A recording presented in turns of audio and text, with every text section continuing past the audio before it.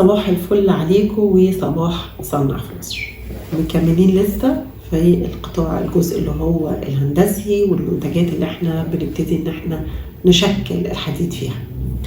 من ضمن الشركات اللي موجودة بشكل قوي ودخلت في حتة كنا بنستوردها بشكل كبير قوي، خلي بالكم، وهي الفلاتر. مصر تقريبا بتستورد الفلاتر بشكل كبير جدا. كنا بنستورد الفلاتر بتاعت التكييفات، بنستورد الفلاتر بتاعة الهيدروليك، كنا بنستورد حتى الفلاتر اللي بيستخدموها في عملية التكرير بتاعة البترول، الفلاتر اللي بيستخدموها في الكمبريسور. كنا بنستخدم الفلاتر تقريبا مصر كانت بتستوردها كلها، لحد ما جت الشركة الهندسية للفلاتر في سنة 2013 وتم إنشاء هذه الشركة في مصر.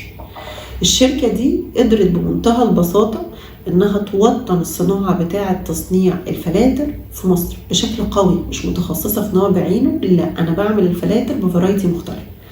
فلاتر التكييف المركزي، الفلتر الهيدروليك، فلتر للبودر، فلتر للغازات، فلتر تكرير الزيت، الفلاتر بتاعة تكرير البترول، فلاتر الكمبريسور، حتى فلاتر اللي بتستخدم في صناعة العسل وتنقية العسل بيعملوها، الفلاتر بتاعة حمامات السباحة.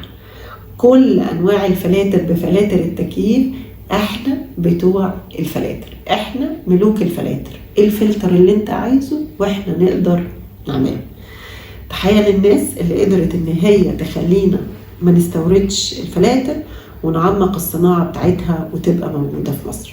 صباح الفل عليكم وصباح صنع في مصر.